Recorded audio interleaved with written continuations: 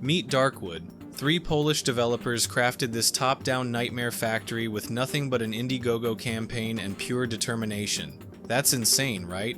Most horror games need a whole team just to program jump scares, which Darkwood doesn't even use. They were so confident the game would sell well, they uploaded it to Pirate Bay themselves, just so less fortunate people could still enjoy it. Ready to dive deep into a game that'll make you fear shadows, trees, and probably your own furniture? We're talking about masterful psychological horror that'll have you questioning every creak in your house, from intense atmosphere that'll make your skin crawl, to survival mechanics that'll test every gaming skill you've got. Darkwood is unlike anything in your Steam library. Bring a flashlight and maybe some clean underwear. We're about to explore why this forest is the most terrifying place in gaming. Darkwood's horror is rooted in the fear of the unknown, with its ambiguous narrative aligning with existential psychology's emphasis on confronting the anxiety that arises from uncertainty and the lack of clear answers about our existence. You know what's wild? I've spent over 100 hours playing Darkwood, and I absolutely love it despite usually being a die-hard first or third-person perspective kind of player.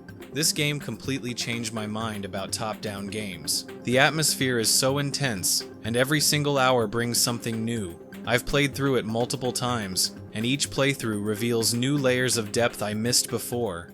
The first moments of Darkwood set the tone perfectly. You wake up completely disoriented in this oppressive forest, your head spinning, with no idea how you got there. The way the game builds tension in these opening moments is masterful without jump scares. Just pure psychological pressure that makes you question every decision. I typically run screaming from horror games. Jump scares? Not my thing. Yet somehow Darkwood grabbed me and wouldn't let go. The game's masterful psychological horror and intricate design completely changed my perspective on what horror games can be. There's something special about a game that can terrify you without cheap tricks, and Darkwood does exactly that through its incredible sound design, tense resource management, and genuinely unsettling atmosphere. The story of Darkwood's creation is remarkable. A small team of Polish developers, just 3 passionate gamers with a vision, launched an Indiegogo campaign that resonated so powerfully with players, it exceeded all funding expectations. Seeing indie developers succeed like this reminds me why I love gaming. Sometimes the best experiences come from small teams putting their heart and soul into a unique idea. Darkwood's development journey reads like a masterclass in indie game evolution. The game first hit Steam Greenlight in 2014, where it immediately caught attention for its unique take on psychological horror. The developers spent the next 3 years meticulously crafting every aspect of the game, from its haunting sound design to its intricate day-night cycle. During early access, they introduced key features like the skill system tied to mysterious mushrooms, the procedurally generated forests, and that brilliant cone of vision mechanic that makes you feel genuinely vulnerable. The game kept getting deeper and more refined with each update. When it finally launched in 2017, it was clear this wasn't just another early access success story, it was a complete reinvention of top-down horror. There's this fascinating layer to Darkwood that resonates deeply with anyone familiar with 1980s Poland. The iconic Fiat 125P, affectionately known as the Large Fiat, represents more than just a car. It's a symbol of that era's aspirations and limitations. You'll spot these vehicles throughout the game, abandoned and rusting, each one telling a story of a family who saved for years to afford what was considered a luxury item. The developers wove this cultural touchstone perfectly into Darkwood's atmosphere, where it serves as both a historical marker and a reminder of how far society has fallen in the game's world. What makes this detail even more impactful is how it ties into Darkwood's broader themes of isolation and decay. These abandoned vehicles aren't just set dressing, they're silent witnesses to the world that existed before everything went wrong, making the horror of the present situation even more palpable. The dreary apartment blocks, the constant feeling of scarcity, the sense that everything's falling apart is all woven into the game's DNA. While that might sound depressing, it actually creates an incredibly authentic world that pulls you in. The developers didn't just create another horror game, they built an entire mood that feels genuine to their experiences growing up in Poland. Every rusty car, every dimly lit room, every scrap of newspaper tells a story of a world that feels lived in and real. This attention to cultural detail elevates Darkwood from just being scary to being legitimately unsettling in the best possible way. Drawing inspiration from David Lynch's surreal storytelling, Darkwood masterfully weaves in psychological horror. The game channels that signature Lynchian ability to make the familiar feel deeply unsettling. Those moments when reality starts warping around you, when the forest shifts in impossible ways, when characters speak in riddles that somehow make perfect sense, it's pure Lynch, but reimagined through Darkwood's unique lens. The way the game plays with perception and slowly peels back layers of reality creates this incredible sense of unease that stays with you long after you stop playing. It's a perfect example of how games can deliver sophisticated psychological horror that gets under your skin without relying on cheap tricks. Darkwood draws inspiration from some truly iconic sources, but here is the catch. It doesn't just borrow ideas, it transforms them into something entirely its own. What makes this blend so unique? Stick around, and you'll see how these influences shape the game in ways you won't expect. What's scarier to you, the monsters you can see or the ones you can't? Let me know in the comments. While games like Stalker might share some survival horror DNA, Darkwood carves its own unique path through the genre. The top-down perspective creates an intense claustrophobia that first-person games cannot match. Your limited cone of vision forces you to constantly pivot and scan your surroundings, never quite sure what lurks just outside your view. The game's crafting and resource management systems are also far more intricate, requiring careful planning rather than just scrounging for ammo. Most importantly, Darkwood's psychological horror hits differently. Where Stalker relies on mutants and anomalies, Darkwood's horror comes from its masterful sound design, surreal storytelling, and the constant tension of knowing that when night falls, you are never truly safe in your shelter. The world building in Darkwood is incredibly dense. Every location tells multiple stories, from abandoned Soviet-era apartments to mysterious rituals in dark corners of the forest. The game excels at environmental storytelling. You'll find yourself piecing together what happened through scattered notes, mysterious symbols, and conversations with the few remaining survivors. Each discovery adds another layer to this twisted world, whether it's finding old photographs that hint at life before everything went wrong, or uncovering strange shrines that suggest something far more sinister was always lurking in these woods.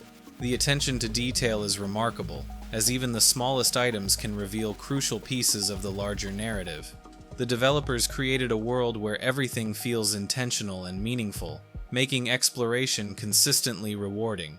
Darkwood throws you into the shoes of a mysterious doctor in 1980s Poland, and from the first moment you can feel something's terribly wrong. The doctor's clinic lies abandoned, medical supplies are scattered everywhere, and an eerie silence hangs over everything. This isn't your typical wake-up with amnesia story. You're a professional who's watched his world crumble, and now you're trapped in a forest that defies reality itself. When you first step into that clinic, every detail tells a story. The outdated medical equipment, the desperate notes from patients, even the furniture feels authentic to the period. The developers absolutely nailed the feeling of isolation and desperation that comes from being a doctor who can no longer help anyone, much less himself. What sets Darkwood apart is its ruthless difficulty system. The normal mode is already intense, requiring careful planning and resource management to survive. The hardcore mode takes things to another level. One wrong move, one fatal mistake, and your save file gets permanently deleted. No second chances. Every decision carries real weight because you know a single error could erase hours of progress. This permanent death mechanic transforms Darkwood from a challenging horror game into an experience where every creaking floorboard and distant howl triggers genuine anxiety. When you're exploring abandoned houses, you'll notice how the developers use the interface to reinforce the world's atmosphere.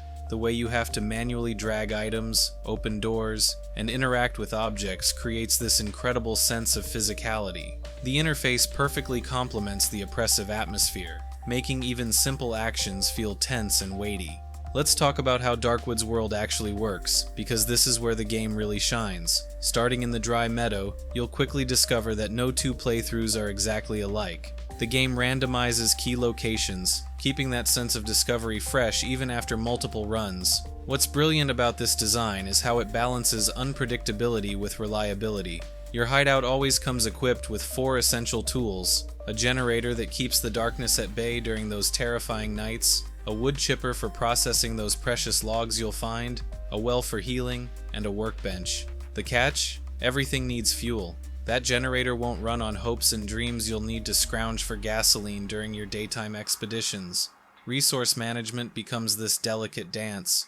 The wood chipper devours fuel like nobody's business, but you need it for crafting. The well only offers limited healing, and your inventory space feels like trying to pack for a month-long trip in a lunchbox. The randomized elements mean you can never get too comfortable, but those consistent hideout features give you just enough stability to form strategies. It's sophisticated game design that respects your intelligence while keeping you on your toes. Unlike most survival games that bog you down with hunger and thirst meters, Darkwood takes a different approach. The protagonist doesn't need to eat or drink, which frees you up to focus on the real threats. This design choice is brilliant because it intensifies the psychological horror. You're not distracted by basic survival needs. Instead, you're fully immersed in the growing dread of what awaits in the dark. The crafting system in Darkwood is incredibly robust, centered around creating defensive measures to survive those terrifying nights. The most basic traps are barricades crucial for blocking doorways and windows. You'll spend hours gathering wood and nails, reinforcing your hideout against whatever horrors prowl in the dark. The real game changer comes with bear traps. These nasty pieces of work aren't just for show, they'll stop enemies dead in their tracks, buying precious seconds when you're overwhelmed. Getting really advanced, you can craft proximity mines and bottles filled with various substances. The bottles add another layer of strategy. You can fill them with gasoline to create makeshift Molotovs, or use them to spread poisonous mushroom spores. What makes the crafting system truly special is how it ties into the day-night cycle. During the day, you're scrounging for materials, planning your defenses. Come nightfall, every trap you've laid becomes part of this intense survival puzzle. Your crafting choices directly impact your chances of survival, and there's nothing quite like the vindication of hearing your carefully placed traps spring into action while you huddle in the corner praying your defenses hold.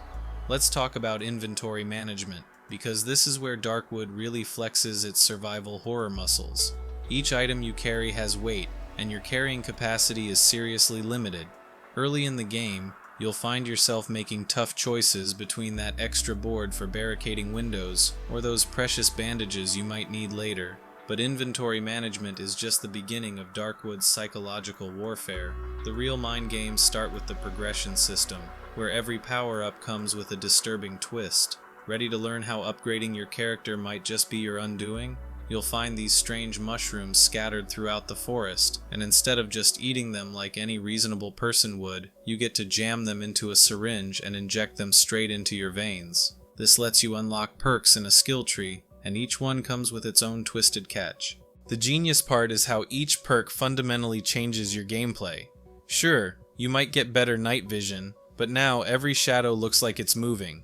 Or maybe you'll gain extra inventory space, but random items will occasionally vanish. You don't technically need to engage with this system at all. You could play through the entire game without touching a single mushroom. Yet there's something oddly compelling about voluntarily making your character worse in specific ways while trying to survive in this nightmare forest.